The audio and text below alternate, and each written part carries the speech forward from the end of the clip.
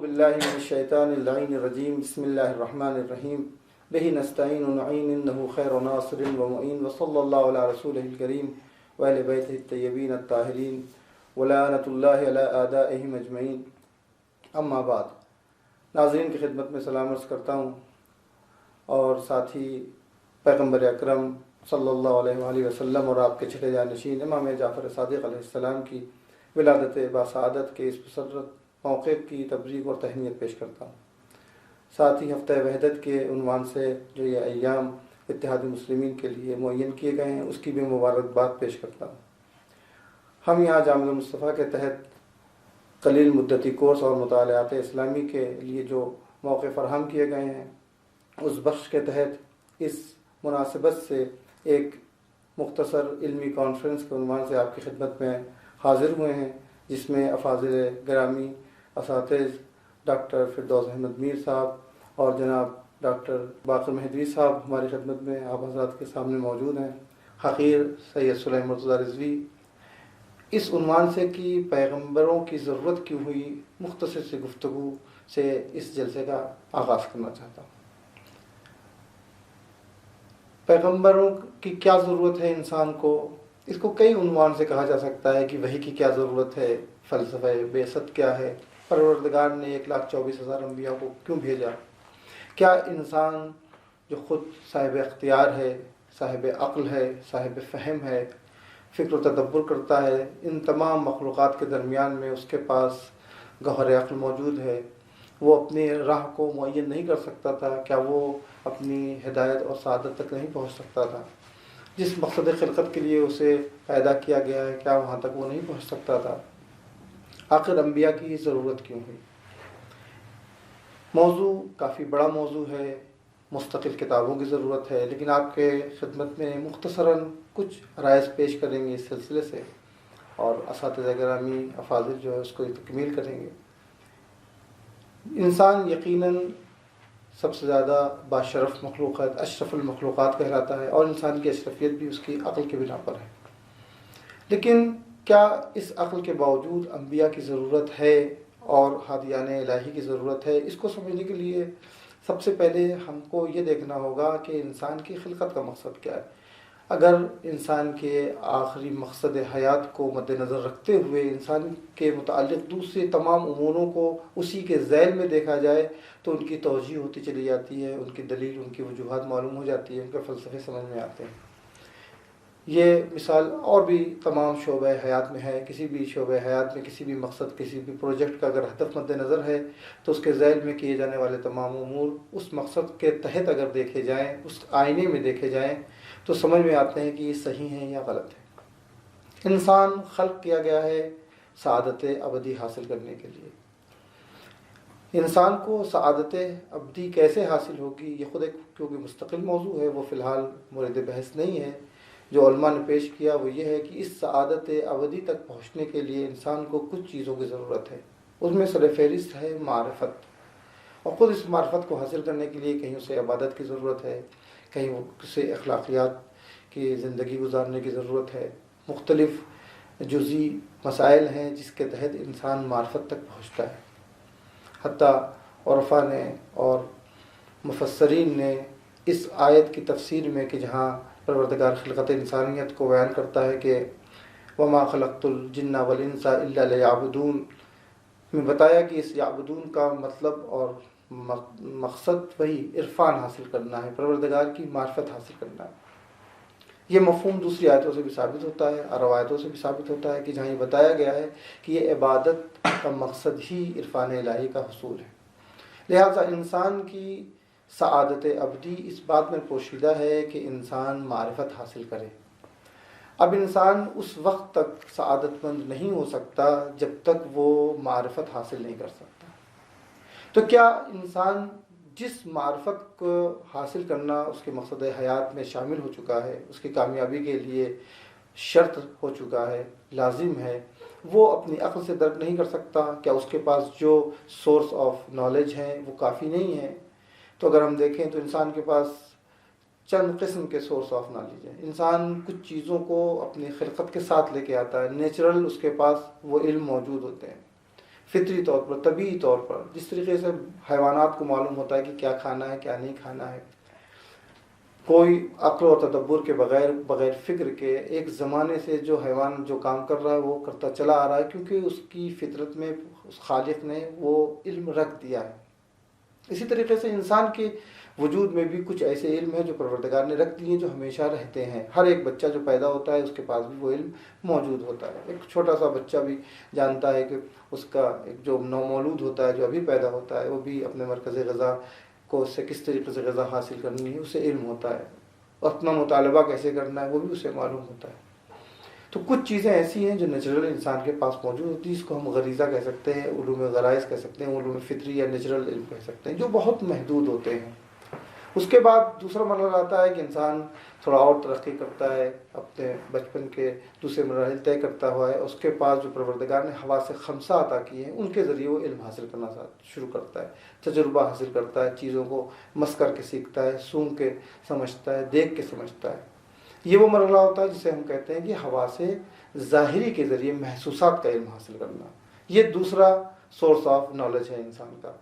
تیسرا source of knowledge انسان کا ہے عقل ہے، جو کہ نہایت وسیع ہے اور جو واقع ان دونوں علم کے سورس سے کہیں زیادہ وسیع ہے۔ اس کا پیمانہ اتنا زیادہ اہم ہے کہ خود اسی عقل کی بنا پر انسان کو اشرفیت ملی ہے، ورنہ ان غرائز میں اور ان حواس میں انسان حیوانات سے مشترک ہے، بلکہ بعض چیزوں میں حیوانات انسان سے کہیں آگے ہیں۔ غرائز کی دنیا میں بھی دیکھ لیجیے، جو علم غریزی فطری ہیں، حیوانات کو معلوم ہوتا ہے کیا کھانا ہے کیا نہیں کھانا ہے، انسان کو یہ نہیں معلوم ہو پاتا، نہ جانے کتنے وقت وہ غلط چیزیں کھا جاتا ہے اور بیمار پڑ جاتا ہے۔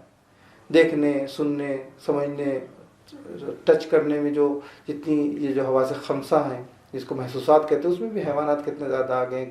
کلومیٹر چیل دیکھ لیتی ہے، بلی جو ہے پورے محلے میں کس کے گھر میں کیا پکا ہے سب اسے خبر ہوتی ہے، لیکن انسان کے قوت شامہ ایسی نہیں ہے۔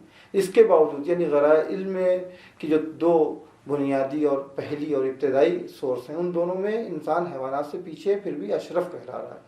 تو انسان کی اشرفیت کا راز اس کی عقل میں ہے، کیونکہ عقل نہایت وسیع منبع علم ہے۔ اس کے ذریعے انسان تمام حقائق کو سمجھتا ہے، اور آج آپ دیکھ بھی رہے ہیں دنیا نے کہاں سے کہاں ترقی کر لی ہے۔ تو عقل نہایت ہی قوی منبع علم ہے، انسان سب کچھ حاصل کرتا ہے۔ اور آخری اور منبع جو بعض قبول کرتے ہیں بعض لوگ قبول نہیں کرتے، وہ ہے کشفیات کا، اور علم عرفان اور علم صوفیزم میں جو لوگ کو کہتے ہیں کہ شہود کے ذریعے، کشف کے ذریعے ہم اپنے باطن کو اتنا صاف کریں گے کہ خود بخود منبع علم جہاں بھی ہے حقیقی، وہاں سے علم ہمیں ودیت ہوگا، عطا ہوگا، نہ عقل لگانے کی ضرورت ہوگی، نہ حواس کی ضرورت ہوگی، نہ غریزی علم سے اس کا تعلق ہے۔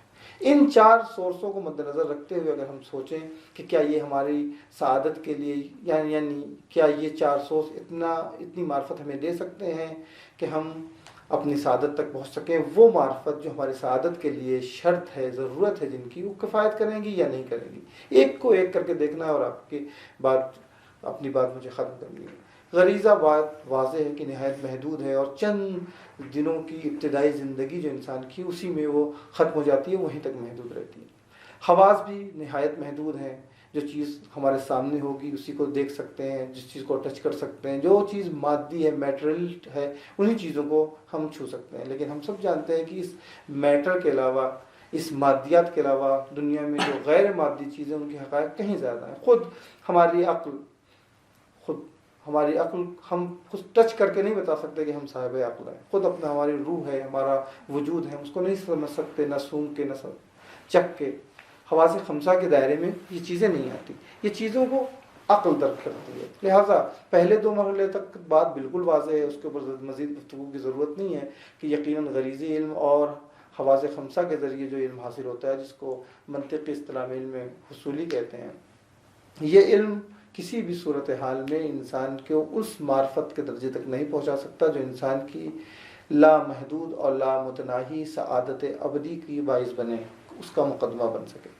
لہذا اب مرحلہ آتا ہے عقل کا۔ کیا عقل اس لائق نہیں ہے کہ انسان کو کمال تک پہنچا سکے؟ انسان اس عقل کے ذریعے نہ جانے کتنی چیزوں کو درک کرتا ہے، نہ جانے کتنے حقائق کے اوپر پڑے ہوئے پردوں کے راز کو اٹھاتا ہے۔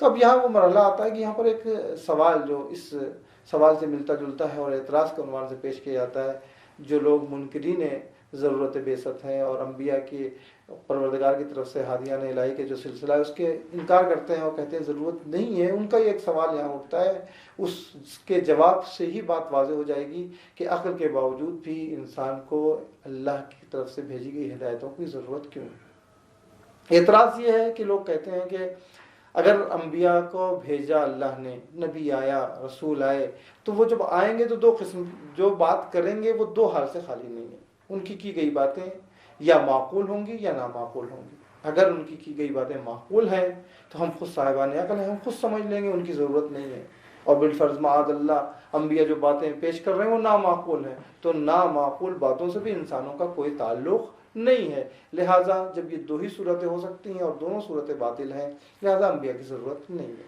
ان کے جواب میں مختصر ایک ہی جملے سے بات واضح ہو جائے گی، وہ یہ ہے کہ یقیناً عقل بہت وسیع ہے، عقل کا دائرہ کافی پھیلا ہوا ہے، عقل نہ جانے کتنے حقائق سے پردہ اٹھاتی ہے، لیکن عقل اپنی تمام وسعت کے باوجود محدود ہے، کیونکہ عقل جن چیزوں کا سہارا لے کے تعقل کرتی ہے، تفکر کرتی ہے، تخیل کرتی ہے، وہ علم یا علم حصولی ہے، یعنی حواس خمسہ کے ذریعے حاصل کیے گئے علم ہے، یا وہ غریزی علم ہے جو بہت ہی محدود ہے۔ اور جب دو محدود چیزوں کا سہارا لے کے عقل کسی چیز کو درک کرتی ہے تو عقل جتنی بھی وسیع ہو اور اپنی طرف سے کتنی بھی وسعت دے سکے، بہرحال اس کے علوم محدود ہوں گے۔ لہٰذا انبیاء جو باتیں لے کے آتے ہیں وہ معقول ہوتی ہیں، اور کچھ ایسی ہوتی ہیں جو فوق عقل ہوتی ہیں، عقل کی قوت ادراک، عقل کے دائرے فہم کے دائرے سے باہر ہوتی ہیں۔ یہاں یہ جملہ بھی کہنا ضروری ہے، کوئی یہ نہ سمجھے کہ عقل غلطی کر دیتی ہے، خطا کرتی ہے، عقل غیر معصوم ہے، نہیں، یقیناً یہ بھی حجت باطنہ الہی اللہ کی طرف سے، لیکن اس کا دائرہ محدود ہے۔ جب اس کا دائرہ محدود ہے تو وہ تمام حقائق جو انسانی سعادت کے لیے سمجھنا ایک انسان کے لیے ضروری ہے ان تک انسان نہیں پہنچ سکتا، لہٰذا ضرورت ہے کہ اللہ ان تینوں سورس آف نالج کے علاوہ ایک اور رحم کرے انسان کے اوپر۔ یہ عقل کلیات کو سمجھتی ہے، جزیات کو سمجھتی ہے، لیکن بہت ساری ایسی چیزیں ہیں جن تک یہ عقل نہیں پہنچ سکتی۔ انسانی سعادت کے لیے ضروری ہے کہ انسان جو اس کی فطرت میں پائی جاتی ہے کہ وہ عبادت کرے۔ عقل یہاں تک تو بتا دیتی ہے کہ انسان عبادت کرے، عقل یہ کہہ دیتی ہے کہ ہمارا تقاضا ہے کہ جس نے تمہیں اتنی نعمتیں دی ہیں اس کا شکر ادا کرو۔ عقل یہ بتا دیتی ہے کہ کوئی ایک ایسی ہستی ہے جس نے تجھے خلق کیا ہے، وہ اس لائق ہے کہ اس کی پرستش کی جائے، اس کی پرستش کرو۔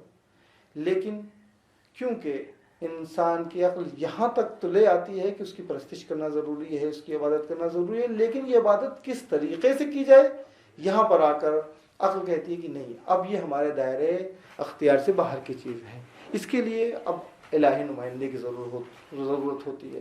یہاں پر پروردگار آ کر اپنے طرف سے بھیجے گئے رسولوں کے ذریعے پیغام پہنچاتا ہے کہ یقیناً تم میرا شکر ادا کرنا چاہتے ہو تو اس طریقے سے میرا شکر ادا کرو، تم میری عبادت کرنا چاہتے ہو تو یہ طریقہ عبادت ہی ہے۔ اس طریقے سے دین کی بہت ساری جزیات، قوانین کلی تو عقل بنا لے سکتی ہے، لیکن جزیات تک عقل نہیں پہنچ سکتی، لہٰذا ضرورت ہے کہ ان سورس آف نالج کے جو یہ سورس ہیں، علم حاصل کرنے کی جو یہ وسائل ہیں، ان کے علاوہ پروردگار کی طرف سے خاص عنایت ہو، ایک خاص اور طریقہ ہو۔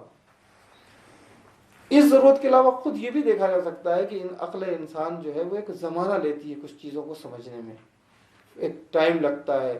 کہتے ہیں کہ قرنہا چاہیے کہ انسان کوئی چیزوں کو صحیح طریقے سے سمجھ سکے۔ ہمارے سامنے اس کے تجربے موجود ہیں، نہ جانے کتنی چیزیں انسانوں نے، ایک دانشور آتا ہے، وہ ایک نظریہ پیش کرتا ہے، پھر کچھ دن بعد دوسرا دانشور آ کے اس کے نظریے کو رد کرتا ہے۔ لہٰذا عقل کے بیان کردہ جو چیزیں ہیں وہ اپنی کیونکہ محدود ان کے سورس ہیں، اس سورس کی بنا پر عقل سے درج شدہ مطالب جو ہیں وہ گویا پرانے ہوتے جاتے ہیں، مردود ہو جاتے ہیں، رد کر دیے جاتے ہیں۔ لیکن انسان کو سعادت تک پہنچنا اس چھوٹی سی مختصر زندگی میں، کہیں ایسا نہ ہو کہ انسان اپنی تمام زندگی اسی میں خرچ کر دے کہ اس راہ کو ڈھونڈنے میں کہ جس راہ پر پھر اس کو چل کے سعادت تک پہنچنا ہے۔ انسان کی زندگی یہیں ختم ہو جائے گی، اس راہ تک ہی نہیں پہنچ پائے گا، تو پھر سعادت تک کون پہنچ پائے گا؟ لہٰذا لطف الہی، کرم الہی کا تقاضا تھا کہ وہ انسان کو ان ضروریات کو پہلے ہی مرحلے میں پہنچا دے انسان کے لیے جو کہ اس کی سعادت کے لیے ضروری ہیں۔ شاید یہ عقل اس مرحلے تک پہنچائے، لیکن نہ جانے کتنی صدیاں لگ جائیں گی کہ انسان تجربہ کر کر کے، غلطیاں کر کر کے ایک صحیح نظام ہستی تک پہنچ سکے، ایک صحیح معاشرے میں ایک صحیح نظام تک پہنچ سکے جو اسے سعادت ابدی تک لے جائے. لیکن اس تک نہ جانے کتنی نسلیں بھٹک کر ختم ہو چکی ہوں گی اس انتظار میں کہ ہماری عقل صحیح راہ پر پہنچا سکے. لہٰذا ضروری اسی لیے پروردگار نے جو سب سے پہلا بشر اس دنیا میں بھیجا اسے ہادی بنا کے بھیجا، پہلے سے ہی ہدایت کا انتظام کر دیا کہ کسی انسان کو یہ دیر نہ لگے کہ وہ کچھ دن تک بغیر ہدایت کے بھٹکتا رہے، اور صرف عقل اور دوسری جو اس کے علم حاصل کرنے کے راستے ہیں اس کے اوپر ٹکا رہے، اور وہ ایک زمانہ لگائے، وقت، کیونکہ اس میں لگتا ہے ایک پروسیس لگتا ہے. لہٰذا پروردگار نے پہلے ہی سے انتظام ہدایت کا کر دیا. لہٰذا ضروری ہے کہ عقل کے باوجود عقل کی مدد کرے. یہ جو وحی الہی ہے یہ پرندہ عقل کو، مرغ عقل کو جو ہے وہ قوت پرواز دیتی ہے، مزید اس کو پروان دیتی ہے، آگے بڑھاتی ہے، مدد کرنے کے لیے. اس کے علاوہ ایک رہ جاتا ہے، ایسا نہ ہو کہ کسی کے ذہن میں ہو کہ 4 بتا کے 3 ہی کے بارے میں بات کی، وہ ہے کشف و شہود. کشف و شہود کا جو مسئلہ ہے وہ یہ ہے کہ یہ تو ایک شخصی ہوتا ہے، اور خود جو شہود کرنے والے ہیں وہ اس بات کے قائل ہیں کہ یہ ہمارے لیے خاص حکم ہے، عمومی نہیں ہو سکتا. درحال کہ انسان ایک اجتماعی مخلوق ہے، سماج میں رہنا چاہتا ہے. جب سماج میں انسان رہنا چاہتا ہے تو اس کے لیے قانون کی ضرورت ہے، اور قانون کلی ہوتا ہے، کسی ایک کے لیے شخصی نہیں ہوتا. لہٰذا ہدایت کا جو سامان آئے پروردگار کی طرف سے وہ کلی ہو، عام ہو، ایک ایسا قانون ہو جو سب کے لیے عام ہو. لہٰذا ضرورت ہے کہ پروردگار کی طرف سے کوئی سورس آف ہدایت ہو، پیغمبر آئیں، نبی آئیں، رسول بھیجے جائیں جو انسان کی آ کر انسان کے معرفت میں اضافہ کریں. تو سب سے پہلی اور بنیادی چیز جو انسان کی سعادت کے لیے وہ معرفت ہے، اور معرفت اسی وقت مکمل ہو سکتی ہے جب اللہ کی طرف سے بھیجا گیا کوئی شخص، اللہ کی طرف سے بھیجا گیا کوئی ہادی آئے اور انسان کی معرفت کو مکمل کرے. اس سلسلے سے اور بھی بہت ساری وجوہات ہیں، بہت سارے فلسفے بعثت انبیاء بیان کیے گئے ہیں. افاضل انشاءاللہ آپ کی خدمت میں عرض کریں گے. فی الحال وقت زیادہ نہیں ہے، لہٰذا میں اپنی بات کو یہیں تک محدود کرتا ہوں. وصلی اللہ علیہ رسولہ الکریم. اعوذ باللہ من الشیطان الرجیم. بسم اللہ الرحمن الرحیم. الحمد للہ رب العالمین، وصلی اللہ علی سیدنا محمد وآلہ الطاہرین. ہم بھی اپنی جانب سے اس پرمسرت میلاد باسعادت کی مبارکباد پیش کرتے رسول خدا حضرت محمد مصطفیٰ صلی اللہ علیہ وسلم اور مولا امام جعفر صادق علیہ السلام کی ولادت کی مبارکباد پیش کرتے ہیں.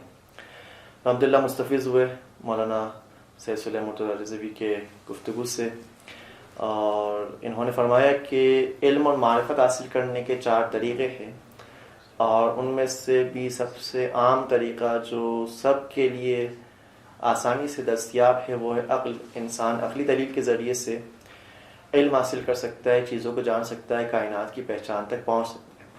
اور انبیاء بھی اسی کے لیے ہی آئے، کیا تاکہ انسان کے عقول کو پروان چڑھائے. مولا امیر المومنین علیہ السلام نہج البلاغہ میں فرماتے انبیاء آئے تاکہ لیثیروا لہم دفائن العقول، انسانوں کے اندر جو عقلانی خزائن اور دفینے ہیں ان کو نکال باہر کرنے کے لیے، ان دفائن کو، ان دفینوں کو نکال باہر کرنے کے لیے، انسانی عقل کو پروان چڑھانے کے لیے انبیاء آئے. اور عقل کی پرورش کیسے ہوگی، انسانی عقل کیسے پروان چڑھے گی، اس کو بھی قرآن مجید میں خداوند متعال بیان فرما رہا ہے کہ ادعو الی سبیل ربک بالحکمت والموعظۃ الحسنہ.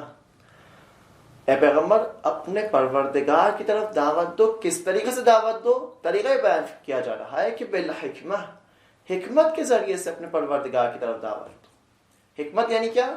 یعنی محکم معارف اور مضامین الہی کو بیان کیا جائے، وہ معارف جو کائنات کے حقائق ہیں ان کو بیان کیا جائے، جو کائنات کی ریئلٹیز ہے ان حقائق کو بیان کیا جائے. اور اس کائنات کی سب سے عظیم ترین مخلوق انسان جو اشرف المخلوقات ہے اس کی پہچان کروائی جائے. خداوند متعال نے اس کائنات کے ذرے ذرے کو ہدایت کر کے بھیجا ہے. کوئی اس کائنات کی چیز نہیں ہے مگر ایک خداوند متعال نے اس کو ہدایت کر رکھی ہے. قرآن مجید کا ارشاد ہے الذی قدر فہدی، یا قرآن مجید کی دوسری آیت میں ارشاد کیا جا رہا ہے کہ ان من شیء الا عندنا خزائنہ وما ننزلہ الا بقدر معلوم. خداوند متعال نے ہر ایک شے کو ہدایت دے رکھی ہے، جو جتنا صاحب ہدایت ہو وہ اتنا ہی زیادہ ویلیویبل ہے. اور انسان اس کائنات کے مرکز میں اشرف المخلوقات کے طور پر سب سے زیادہ ہدایت انسان کو خداوند متعال نے دے رکھی ہے. سب سے زیادہ انسان ہے جو صاحب ہدایت ہے، لہٰذا انسان اشرف المخلوقات قرار پا رہا ہے. اور رسول خدا انسانوں کی ہدایت کے لیے آئے. قل ہاذہ سبیلی ادعو الی اللہ علی بصیرۃ. رسول اللہ بصیرت کے ذریعے، عقلی دلائل کے ذریعے انسان کی عقل کو پروان چڑھا کر انسانوں کو ہدایت دے رہے ہیں. یہ بصیرت ہے، یہ ہدایت ہے جو انسان کو اس بالا ترین منازل پر عروج کروا سکتی ہے. انسان کی ہدایت کا سب سے پہلا مرتبہ یہی ہے کہ انسان کی عقول کو پروان چڑھایا جا سکے، انسان کو عقل مند بنایا جائے. جو بھی انسان جتنا عقل مند ہوگا وہ اتنا ہی بلند ترین منازل پر فائز ہو سکے گا، وہ اتنا ہی کمالات کو حاصل کر سکے گا. انسان ایک ایسے مرحلے میں آتا ہے اپنی زندگی میں، اس کے ذہن میں بہت سارے سوالات آتے ہیں کہ میں کون ہوں، میں کیا ہوں، میں کہاں سے آیا ہوں، میں نے اس کائنات میں آنے کا کیا ہدف ہے، کیا مقصد ہے، میں یہاں کیا کر رہا ہوں، میں نے کدھر جانا ہے. یہ وہ تمام تر سوالات ہیں جو انسان کے ذہن میں پیش آتے ہیں. انسان ان سوالات کا جوابات نہ دے پائے گا اگر انبیاء آ کر انسان کو ہدایت نہ کرے. انبیاء نے آ کر انسانوں کو ہدایت کی، انسانوں کے ان سوالات کے جوابات دیے. لہٰذا انبیاء کا مقصد یہی تھا کہ انسان کے عقول کو پروان چڑھا سکے. لِيُثِيرُوا لَهُمْ دَفَائِنَ الْعُقُولِ. انسان اپنے زندگی کے ابتدائی مراحل میں جب انسان خلق ہوتا ہے تو 5 سینسز کے ذریعے انسان مختلف چیزوں کو، علوم کو حاصل کرتا ہے جس طرح کہ بیان کیا گیا. اور پھر اس کے بعد عالم تخیل میں وارد ہوتا ہے، امیجینیشن کی دنیا میں وارد ہوتا ہے اور مختلف چیزوں کو آپس میں ملا کر نئی نئی چیزیں اپنے ذہن میں کریٹ کرتا ہے. اب جب انسان کمال طلب ہے تو مختلف چیزوں کو، مختلف کمالات کو تصور کرتا ہے. وہ انسان جو کھانا کھانا پسند کرتا ہے مختلف کھانوں کو تصور کرتا ہے، مختلف کھانوں کو آپس میں ملا کر نئے کھانا، نئی ڈش، نئے ٹیسٹ کو تصور کرتا ہے، اس کو حاصل کرنے کی کوشش کرتا ہے. وہ جو دوسری لذتوں کو حاصل کرنا چاہتا ہے، نئی نئی لذتوں کو حاصل کرنا چاہتا ہے، ان کو تصور کرنا شروع کرتا ہے، ان کو حاصل کرنے کی کوشش کرتا ہے. اس کی یہ وجہ یہی ہے کہ انسان کمال طلب ہے. انسان اس بالا ترین کمال کو حاصل کرنا چاہتا ہے. انسان ورائٹیز کو پسند کرتا ہے.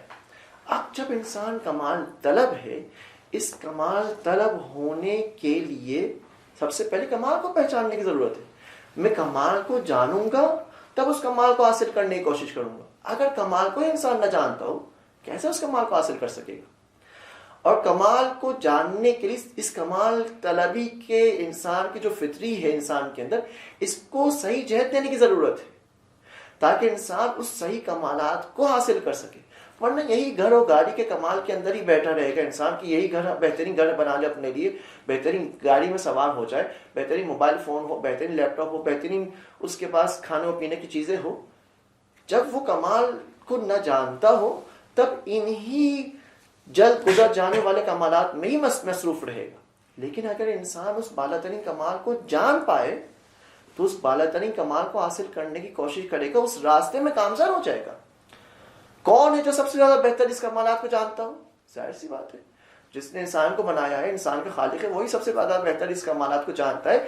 تبھی خداوند متعال نے انسان کو ہدایت دینے کے لیے، اس کمالات کا تعارف کروانے کے لیے انبیاء کو بھیجا. انسان اپنی عقل سے ہی جانتا ہے کہ میں انبیاء کا محتاج ہوں، کسی بتانے والے کا محتاج ہوں. کیوں محتاج ہوں؟ کیونکہ انسان جانتا ہے کہ نہیں جانتا. انسان سمجھتا ہے کہ میں ہر چیز کو نہیں سمجھ پا رہا ہوں.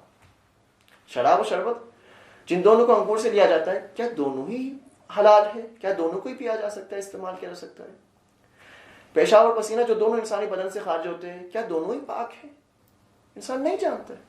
بہت ساری ایسی چیزیں جن کے بارے میں انسان علم نہیں رکھتا ہے. انسان یہ جانتا ہے کہ نہیں جانتا. اب جب انسان کو یہ معلوم ہے کہ میں نہیں جانتا تو کسی بتانے والے کا محتاج ہوں. کوئی آئے مجھے بتائے، مجھے ہدایت کرے. خداوند متعال نے انسان کی ہدایت کے لیے انبیاء بھیج دیے کہ اگر خداوند متعال انبیاء بھیجنے میں دیر کر دیتا، نہ بھیجنے کی بات نہیں کر رہے، انبیاء بھیجنے میں دیر کر دیتا تو انسان اپنی عقل سے خداوند متعال پر اعتراض کرنا شروع کر دیتا کہ خدایا تو نے انبیاء کیوں نہیں بھیجے؟ قرآن مجید کی آیت رسلا مبشرین و منذرین لئلا یکون للناس علی اللہ حجۃ بعد الرسل. خداوند متعال نے انسانوں کی ہدایت کے لیے انبیاء بھیج دیے کہ اگر خدا انسان کی ہدایت کے لیے انبیاء نہ بھیجتا تو یہ انسان اتنا آزاد تھا کہ خدا پر اعتراض کر سکتا تھا کہ خدایا تو نے انبیاء کیوں نہیں بھیجے. کہاں ہے ویسٹ میں آزادی کا نعرہ لگانے والے؟ وہ آ کے دیکھے، وہ جو اسلام کو کنڈم کر رہے اسلام میں آزادی نہیں، آ کر دیکھے اسلام کی آزادی کو. اسلام خداوند متعال انسان کو اتنی آزادی دے رہا ہے کہ انسان خدا پر اعتراض کرنے کا حق رکھتا ہے. یہ ہے حقیقی آزادی، یہ انسان کی عظمت، انسان خدا پر اعتراض کر سکے. اور خداوند متعال نے انسان کی ہدایت کے لیے انبیاء بھیج دی ہے لئلا یکون للناس علی اللہ حجۃ بعد الرسل، تاکہ انسان خدا پر احتجاج نہ کرے، انسان خدا پر اعتراض نہ کرے کہ خدایا تو نے انبیاء کیوں نہیں بھیجے. اور اب جب خداوند متعال نے انبیاء بھیج دیے تو اب اعتراض کا حق، احتجاج کا حق خداوند متعال کے پاس ہے. وَلِلَّهِ حُجَّةُ الْبَالِغَةُ، کہ اب خداوند متعال یہ حق رکھتا ہے کہ انسان پر اعتراض کر دے. کہ جب خداوند متعال نے اپنی ہدایت مکمل کر دی، اب خداوند متعال اعتراض کرے گا کہ اے انسان تو نے کیوں عمل کر کے نہ دکھا. جب خداوند متعال نے انسان کی ہدایت کے لیے انبیاء بھیج دیے، وہ ہستیاں بھیج دی کہ کمال طلب انسان کو نہ صرف راستہ دکھا رہے بلکہ راستہ طے کر کے انسان کو دکھا رہے کہ یہ راستہ ہے، تم نے اس راستے کو طے کرنا ہے. اس ٹارگٹ کو اچیو کر کے دکھایا انہوں نے. انسانوں کو ہاتھ پکڑ کر اس کمال کی منازل تک کو طے کروا رہے، انسانوں کو کمال تک پہنچا رہے. ایسی ہستی، اور بطور خاص ہمارے آخری نبی حضرت محمد مصطفیٰ صلی اللہ علیہ وسلم اس بلند ترین مقام پر فائز انسان کی ہدایت کی، اور انسان کو کمال تک پہنچانے کے لیے انہوں نے اپنی تمام تر کوششیں اس حوالے سے کر ڈالی. قرآن مجید جو معارف المضامین بیان کر رہا ہے وہ عین عقلانی معارف المضامین ہے. ایک مکتب فکری ویسٹ میں ہے ایگزسٹنشیلزم کے نام سے، کہ جہاں پر یہ کہا جاتا ہے کہ وہ شخص دیندار کہلائے گا کہ جو جس دین پر عمل کر رہا ہے اس کا دین اتنا ہی غیر عقلانی. مثال کے طور پر کسی کو کرسچینٹی سمجھ میں نہیں آ رہی کہ خدا ایک ہی ہے تین، اگر وہ اس چیز کو اپنے جذبات سے ایکسیپٹ کر لے، مان لے، بلیو کر لے، تو وہ اتنا ہی زیادہ متدین ہے.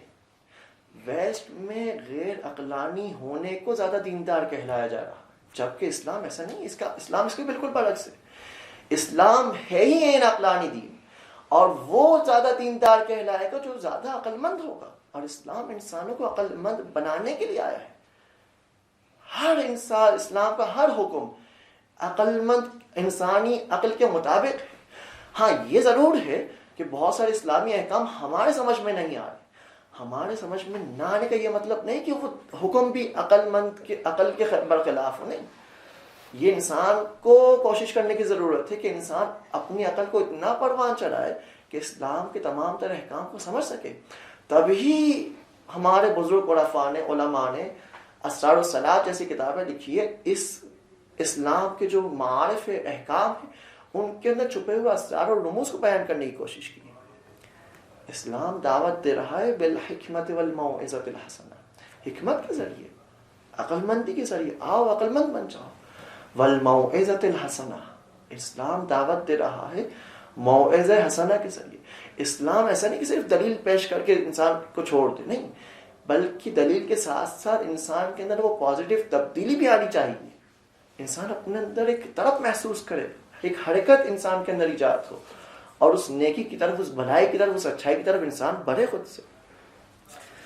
اور ساتھ میں پھر اس کے آیے قرآن میں ادامے میں بیان کیا جا رہا ہے وَجَادِلْهُمْ بِالَّتِي هِيَ أَحْسَنُ. دعوت دینا اسلام کی طرف تو تین راستے، حکمت، موعظہ حسنہ اور جدال احسن، مجادلہ کرنا. حضرت ابراہیم نے جب چاہا کہ لوگوں کو توحید کی طرف دعوت دے، لوگوں کو ستارہ پرستی سے، سورج کی پرستش کرنے سے، چاند کو پرستش کرنے سے، انسانوں کی پرستش سے، بتوں کی پرستش سے لوگوں کو دور کرے، تو مجادلہ کیا، جدال احسن کر کے دکھایا.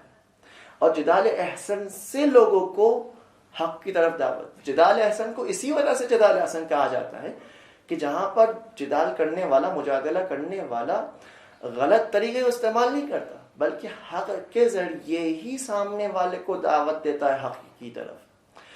سامنے والے کی جو غلط بنیاد ہے، جو غلط اثرات ہے، جو غلط لوازم ہے، اس کی طرف متوجہ کر اسے حق کی طرف دعوت دیتا ہے.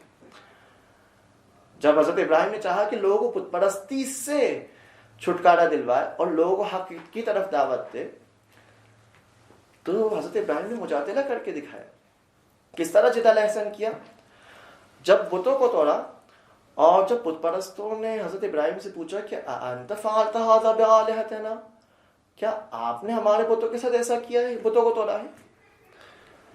بتوں کو توڑ کر جو کلہاڑی تھی وہ بڑے بت کے کاندھے پر رکھ دی حضرت ابراہیم نے. تو حضرت ابراہیم نے ان سے کہہ دیا کہ بل فعلوا کبیرہم ھذا، اس کے کاندھے پر ہے، اسی نے توڑا ہوگا. پوچھ سکتے ہو تو ان سے پوچھ لو، جو ٹوٹے ہوئے بت ہیں ان سے پوچھ لو. فاسألوہم ان کانوا ینطقون، اگر یہ بول پا رہے ہیں تو ان سے پوچھ لو، اتنا ہی جاننا چاہ رہے ہو تو ان سے پوچھ لو. حضرت ابراہیم نے ان کو جھنجھوڑنا چاہا، ان کو متوجہ کرنا چاہا کہ تم جس کی پرستش کر رہے ہو وہ اتنا تمہارے ایک سوال کا جواب نہیں دے پا رہے، تم کیا ان کی پرستش کر رہے ہو، ان سے کیا کچھ مانگ سکتے ہو. حضرت ابراہیم کے جواب نے ان کو لاجواب کر دیا. فرجعوا الی انفسہم، اپنی ضمیر کی طرف وہ پلٹ پڑے. اب سوچنے پر مجبور ہو کے کہ یہ جب اتنا چھوٹا سا کام نہیں کر پا رہے، ہم کہاں ان کی عبادت کر رہے ہیں. حضرت ابراہیم اپنے جدال احسن میں کامیاب ہو گئے، ان کو سوچنے پر مجبور کر دیا، اور وہ اس اپنی سوچ پر وہ متوجہ ہو رہے تھے اپنی غلطی کی طرف. لیکن پھر بھی حضرت ابراہیم کے اس جدال احسن کے باوجود بھی، حضرت ابراہیم نے ان کو اپنی غلطی کی طرف متوجہ کرنے کے باوجود بھی، لیکن پھر بھی وہ اپنی غلطی سے باز نہ آئے. کیوں؟ کیونکہ وہ اندھی تقلید کے عادی ہو چکے تھے. اور پھر اندھی تقلید کے عادی ہونے کے بعد جب ان کو کوئی جواب نہ ملا تو کوئی راستہ ان کو نظر نہ آیا مگر یہ کہ سوائے اس کے کہ حضرت ابراہیم کو آگ میں ڈالا جائے. آگ میں ڈالتی ہے حضرت ابراہیم. آج بھی دنیا میں ایسا ہی ہے کہ جہاں پر جن کو لاجیکل دلیل ہونے کے باوجود وہ نہیں ماننا چاہ رہے ہوتے اور اندھی تقلید کے مطابق وہ عمل کرنا چاہ رہے ہوتے، وہ اشتعالات پھیلانا شروع ہو جاتے، وہ آگ لگانا شروع ہو جاتے. یہی جو ایران میں آگ لگایا جا رہا ہے، اس کی یہی وجہ ہے. جو مختصر ٹولہ جو ایران میں آگ لگانا چاہ رہا ہے، ان کے پاس کیا ہے دلیل؟ کوئی جواب نہیں ہے. لاجواب ہونے کے بعد جب ان کو کوئی راستہ نہ ملا، اب وہ مجبور ہو کر اس کی طرف آ رہے، اشتعالات پھیلا رہے، آگ لگانے کی کوشش کر رہے. لیکن سرآخر ایسا نہیں ہوگا. آخر میں وہی ہونے والا ہے جو قرآن مجید میں خداوند متعال نے وعدہ دے رکھا ہے کہ یریدون لیطفئوا نور اللہ بافواہہم واللہ متم نورہ ولو کرہ الکافرون ولو کرہ المشرکون. چاہے وہ جتنا بھی کر لے، وہی ہو کر رہے گا جو خداوند متعال کا وعدہ حق ہے، اور اس روئے زمین پر حق قائم ہو کر رہے گا، چاہے وہ جتنا بھی اپنی کوششیں کر لے. اسلام بلند ہے، اس سے بلند و بالا ہو کر رہے. خداوند متعال سے دعا ہے کہ خداوند متعال ہمیں بھی اسلام کو بلند و بالا کرنے میں اپنی ذمہ داری نبھانے کی توفیق عنایت فرمائے. وفقنا اللہ و ایاکم انشاءاللہ. والسلام علیکم ورحمۃ اللہ وبرکاتہ. بسم اللہ الرحمن الرحیم وبہ نستعین وهو خیر الناصر والمعین والصلاة والسلام علی محمد وآلہ الطاہرین الطاہرین. اللہم صل علی محمد وآل محمد وعجل فرجہم. حقیر بھی آپ کی خدمت میں عزیز دوستان کی طرح جو ہے خیر مبارک پیش کرتے ہیں، اور اس عظیم مناسبت جو میلاد رسول محمد عربی صلی اللہ علیہ وآلہ وسلم اور ان کے فرزند ارجمند حضرت امام صادق علیہ السلام کے ولادت کی مناسبت سے عرض تبریک پیش کرتے ہیں. اسی طرح ہفتے وحدت کی عظیم مناسبت سے جو امام خمینی رہبر قریب کبیر علیہ الرحمہ نے در واقع اعلان کیا تھا اس کا، اور یہ مناسبت قرار دی تھی، اس حوالے سے بھی مبارکباد پیش کرتے ہیں. ہفتے عظیم ہے، یہ ایام بہترین ایام ہے اور مبارک ایام ہے، اور در واقع دعا قبول ہونے کے لیے اور مشکلات حل کرنے کے لیے بہترین ایام ہے. اور اسی طرح جو ہے عالمی سطح پر بھی مسلمانوں کے درمیان یکجہتی، برادری، محبت اور الفت ایجاد کرنے کے بہترین ایام ہیں. شیعہ سنی جو ہے در واقع دو پر ہے، ایک ہی مثلا پرواز کے، ایک ہی مکتب کے، اور آپس میں بھائی ہیں، اور ہر لحاظ سے جو ہے بھائی ہیں، برادر ہے، اور کوئی فرق نہیں ہے. دوسرے جس طرح مذاہب میں آپس میں اختلاف فقہی ہو یا عقیدتی یا تاریخی، وہ شیعہ سنی کے درمیان بھی ہے. تو وہ طبیعی چیز ہے، اور اختلاف نظریات یہ جو ہے علمی دنیا میں اور موجودہ دنیا میں کوئی جدید چیز نہیں ہے. لیکن دشمن اسی حوالے سے غلط فائدہ اٹھاتا ہے، یا دشمن کے جو عناصر ہیں، منافقین ہیں یا خائنین ہیں، اس سے غلط فائدہ اٹھا کر ہمیشہ پہلے سے آیا ہے ڈیوائڈ اینڈ رول، تقسیم کرو حکومت کرو کے در پہ ہے، اور اختلافات اٹھاتا ہے. اور دشمن کی یہ چال رہی ہے کہ مسلمانوں کے درمیان اسی طرح سے ان کو پسپا کیا جا سکے، ختم کیا جا سکے. وہ نہ شیعہ کے دشمن ہیں نہ سنی کے دشمن ہیں، یعنی اس حوالے سے نہ وہ سنی کے دوست ہیں نہ شیعہ کے دوست ہیں. مطلب ہے کہ وہ اسلام کے دشمن ہیں. وہ اسلام فوبیا کی جو لہر دوڑی ہے پوری دنیا میں، اسی حوالے سے یہ ایک نقطہ ضروری تھا کہ عالمی لیول پر ہم ہفتہ وحدت کی اہمیت کو اجاگر کر سکے، اور جتنا ہو سکے ان ایام میں آپس میں جو مراسمات اور جو ہے پروگرام اور جو ہے دید و بازدید، دیدار اور ملاقاتیں ہو سکے شیعہ و سنی برادران کے درمیان، تاکہ دشمن جو ہے اپنی ان سازشوں میں ناکامیاب ہو سکے، اور مسلمانوں اور اسلام کا پرچم بلند و بالا تک پہنچ سکے. خب ہفتہ وحدت کے عنوان سے ہمارے اساتذہ کرام جو ہے حجت الاسلام مولانا سید سلیم رضوی صاحب، اس طرح حجت الاسلام مولانا ڈاکٹر مہدوی صاحب، انہوں نے جو ہے بہتر طریقے سے بیان فرمایا، اور ہم نے استفادہ کیا، مستفید ہوئے، اور آپ مومنین بھی مستفید ہوئے ہوں گے. اسی حوالے سے چند کلمات جو موضوع ہے آپ کی خدمت میں پیش کریں گے. جو حقیر کے لیے گفتگو کا موضوع ہے، جو چند کلمات میں بیان کرنا ہے، ایک وجہ جو بعثت اور نبوت کی وجہ ہے، در واقع فلسفہ نبوت میں جو بیان کیا جاتا ہے، یا جو ہدف ہے نبوت کا، ایک ہدف کہہ سکتے ہیں، وہ عقلی رشد ہے، عقلانیت کی تکمیل ہے، عقلانیت کو پروان چڑھانا ہے انسان کے لیے. یعنی جو انسان کی طرف سے در واقع خدا کو ملی ہے عقل، یعنی جو انسان کو خدا نے عقل عطا کی ہے، اس میں رشد دینا ہے، اس کی پرورش کرنی ہے، اس کی تربیت کرنی ہے. یہ ایک بنیادی اور اہم ترین ہدف تھا انبیاء کرام علیہ السلام کا، حضرت آدم سے لے کر حضرت خاتم علیہ السلام، بلکہ اس کے بعد جو ائمہ اطہار علیہ السلام ہے، یا جو صالح اور مصلح علماء ہیں، ان کا بھی یہی ہدف رہا ہے. تربیتی حوالے سے اور ہدایت کے حوالے سے یہ بنیادی کام رہا ہے. اس سے پہلے کہ اس کی طرف اشارہ کیا جائے، کچھ احادیث کی روشنی میں اور علماء کے بیانات کی روشنی میں، یا انبیاء و ائمہ اطہار علیہ السلام کی بیانات کی روشنی میں، آپ دیکھیں عقل کی اہمیت، جو فکر کی اہمیت ہے، سوچنے غور کرنے کی اہمیت اسلام میں بیان کی گئی ہے، وہ شاید کسی اور مکتب یا مذہب میں نہ کی گئی ہو. سب سے پہلے رسول اکرم محمد عربی صلی اللہ علیہ وسلم فرماتے ہیں کہ ما قسم اللہ للعباد شیئا افضل من العقل. یعنی مختلف کتابوں میں یہ حدیث آئی ہے کہ خدا متعال نے بندوں کے درمیان کوئی چیز سب سے بافضیلت عطا نہیں کی ہے سوائے عقل کے. یعنی عقل کو تمام نعمتوں میں سب سے افضل اور بہترین چیز قرار دی گئی. اس کی حکمت ہے، اس کی دلیل ہے، وہ آگے عرض کریں گے. جو خداوند متعال نے ہوا دی، پانی دیا، عمر دی، جسم دیا، جسمانی نعمات دیے، دنیاوی نعمات دیے، یہ تمام رزق و روزی اور نعمات اور خدمات خدا نے ہمیں عطا کی. لیکن ان میں سب سے بہترین جو چیز عطا کی ہے وہ جو ہے عقل، اور یہ جو معرفت کا سرچشمہ ہے، ہدایت کا ذریعہ ہے، وہ خدا نے عطا کیا ہے. اس کے بعد جو ہے اسی طرح تمام نبیوں کا ایک ہدف جو بیان کیا رسول اکرم صلی اللہ علیہ وسلم نے، وَلَا بَعَثَ اللَّهُ رَسُولًا وَلَا نَبِيًّا حَتَّى يَسْتَكْمِلَ الْعَقْلَ. یعنی کسی نبی کو مبعوث نہیں کیا، کسی رسول کو نہیں بھیجا، مگر ایک کہ اس کا ایک ہدف رہا ہے بنیادی کہ عقل کو تکمیل کرے، اس کو تکامل تک پہنچائے، اس میں پختگی لایا کرے، یعنی رشد دے، پرورش کرے اور پروان چڑھائے. تو یہ مختلف احادیثی کتابوں میں نقل ہوئی ہے. تو یہ ایک ہدف رہا ہے.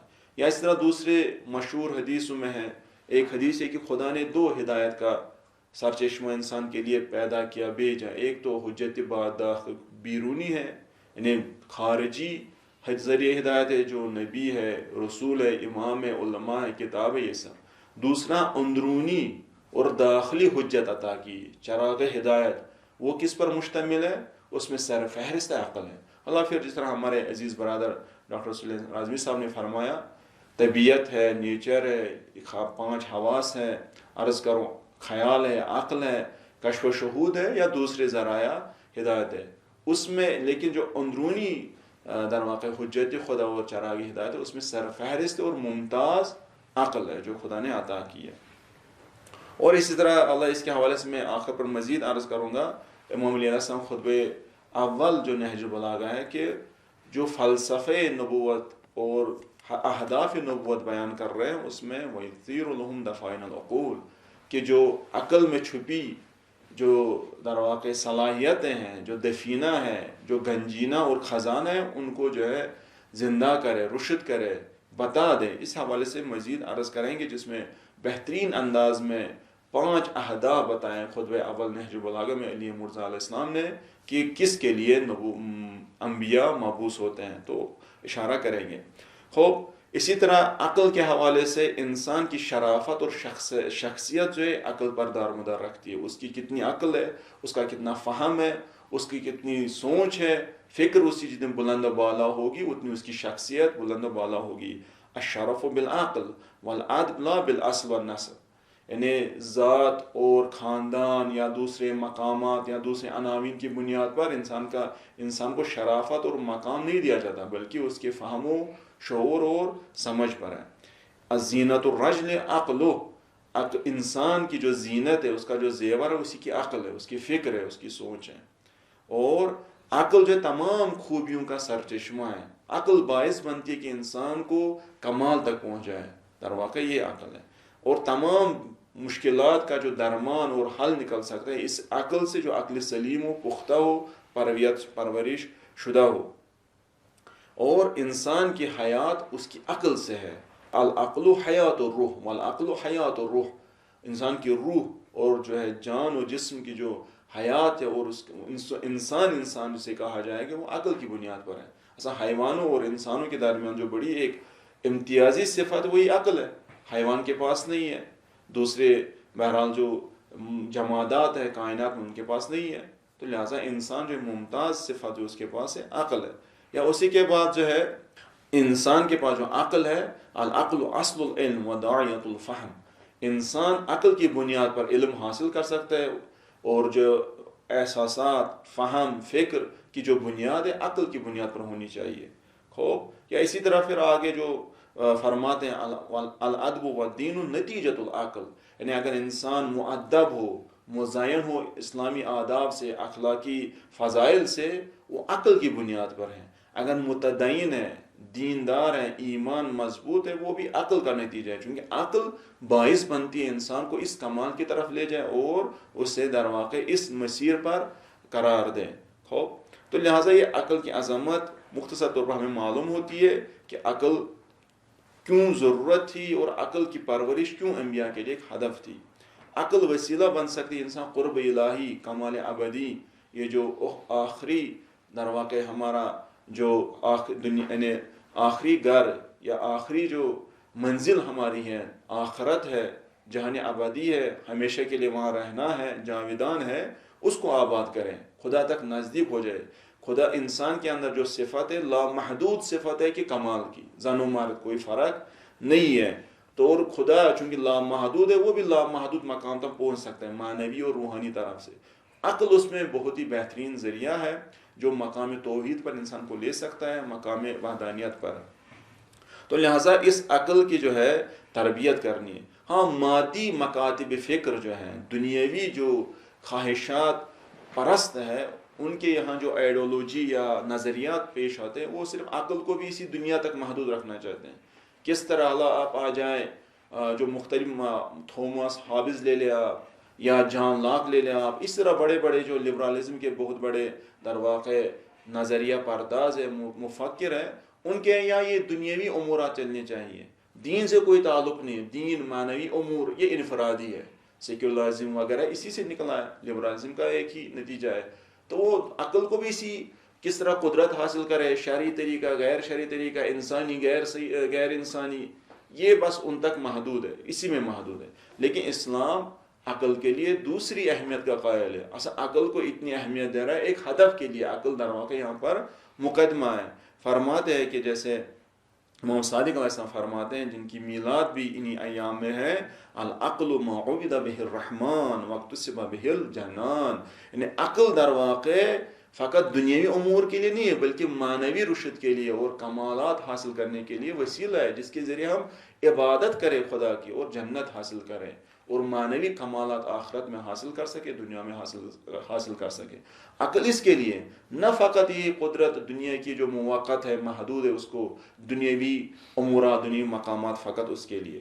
خوب یہ ایک یا اسی طرح امام علی علیہ السلام فرماتے ہیں قرار الحکم میں العقل یہدی و ینجی والجہل یغوی و یزدی. یعنی عقل جو ہے باعث بنتی انسان کو ہدایت عطا کرے, نجات انسان کو دے دے, اور گمراہی اور جہالت انسان کو گمراہ کرتی ہے اور اس کو پست بناتی ہے. عقل اور علم فکر جو ہے یہ باعث چیزیں بنتی ہے. عقل جو ہے ایک سطح میں اعلیٰ سطح میں جب اس کی پرورش ہو جائے انبیاء کے دست مبارک سے, ائمہ کے دست مبارک سے, علماء صالحہ کے دست مبارک سے جب اس کی تربیت ہو جائے, یعنی دین اسلام میں جب اس کی تربیت ہو جائے انسان کو مقام قرب تک لے جاتی ہے, مقام توحید تک. ایک سطح پر نیچے آ جائے تو انسان کو زندگی بہترین گزارنے کا طریقہ بتاتی ہے, ہدایت کا چراغ ہے. اس کے نیچے ایک اور سطح ہے جب آ جائے تو یہ دنیاوی ارتباطات, دنیاوی امورات در واقع ایک دوسرے کے ساتھ رفت آمد اس کو بھی بہتر طریقے سے انجام دینے کی انسان میں صلاحیت ایجاد کر دے. در واقع پوری کمانڈ اور پوری مہارت اور کنٹرول عقل کے ہاتھ میں, تب انسان آگے بڑھ سکتا ہے. ورنہ انسان جو ہے عرض کروں بہرحال ایک مجسمہ بن جائے گا. جمادات اور انسان میں کوئی فرق نہیں رہے گی, حیوان اور انسان میں کوئی فرق نہیں رہے گی. بڑا امتیاز یہی عقل ہے. تو لہٰذا اگر عقل نہ ہو ولا یستعان علی الدہر الا بالعقل, اصل زندگی نہیں چلے گی اگر عقل نہ ہو. عقل کی امداد اور مدد نہ ہو, یہ چراغ ہدایت خدا نے اگر انسان کے اندر حجت داخلی عطا نہ کی ہو, انسان آگے نہیں بڑھ سکتا, کوئی امور حاصل نہیں ہو سکتے. تو لہٰذا انسان جو ہے اس عقل کی پرورش کرے, اس پر بہرحال معنوی لحاظ سے اور روحانی لحاظ سے اس پر کام کرے. تو یہاں پر یہی ہو سکتا ہے کہ انسان جو ہے یہاں پر تقویت کرے اس عقل کو, جو سب سے بڑی نعمت ہے خداوند کے متعال کی طرف سے, اور سب سے بڑا ایک مہم کام بعثت کے حوالے سے, نبوت کے حوالے سے انبیاء اور ائمہ کا تھا. یعنی ائمہ کا امامت کے بعد اور انبیاء کا نبوت کے بعد, بعثت کے بعد کی اسی عقل کو رشد دے, پرورش کرے. چونکہ جب انسان کی عقل اس کی تربیت ہوگی, جیسے ابتدا میں خود سے آگے بڑھ رہا تھا, آگے یہ فکر اور تربیت عقل کی تربیت ہوگی تو وجہ کیا ہوگی اس کی, یعنی جو یہ فکر جب نکلے گی وہ اخذ ہوگی اس کے یہ جو عقلی صلاحیت ہے پروان چڑھے گی, تمام انسان کے جو امورات ہیں وہ عقلانی ہوگی, جہالت سے خالی ہوں گے, یا دنیاوی پرستی سے, خود غرضی سے, اور یا دوسروں کے یعنی بغیر عدالت کے, ان دوسروں کے لیے بغیر عدالت کوئی کام نہیں کرے گا. یعنی انسان کے انفرادی اور اجتماعی امور بالخصوص سیاسی اور حکومتی امور عقلانی ہوں گے. خوب یہ فائدہ ہوگا. اور پھر اس کے بعد جب یہ انسان اس کی زندگی پر عقلی چراغ حاکم ہوگا, عقلی سلیم, تو وہ آگے بڑھ سکے گا, تربیت اس کی ہوگی, بہتر کامیاب ہوگا, اور جو ہے اپنی زندگی کو عقل کے حوالے کرے, نفس کو, خواہشات کو عقل کے حوالے کرے, آگے بڑھ سکتا ہے. اسی کے ساتھ آپ کی خدمت میں دوسران کی طرف سے شکریہ ادا پیش کرتا ہوں. اس ادارے قلیل مدتی کورس اور اسلامی مطالعات کو جو مرکز المصطفیٰ کے زیر نظر, المصطفیٰ یونیورسٹی العالمیہ کے عالمی المصطفیٰ یونیورسٹی کے زیر نظر جو ہے, ان کی طرف سے شکریہ ادا کرتا ہوں. آپ نے اس وقت تک ہماری گفتگو سنی اور اساتید سے مستفید ہوئے, ہم بھی مستفید ہوئے. خدا آپ سب کو صحت و سلامتی عطا کریں, ہمارے اساتید کو بھی صحت و سلامتی عطا کریں, ان کی توفیقات میں اور آپ کی توفیقات میں اضافہ فرمائیں, اور جو اس ادارے کی طرف سے دوستان زحمت کرتے ہیں ان کی بھی توفیقات میں اور طول عمر میں عنایت فرمائیں. والسلام علیکم ورحمۃ اللہ وبرکاتہ.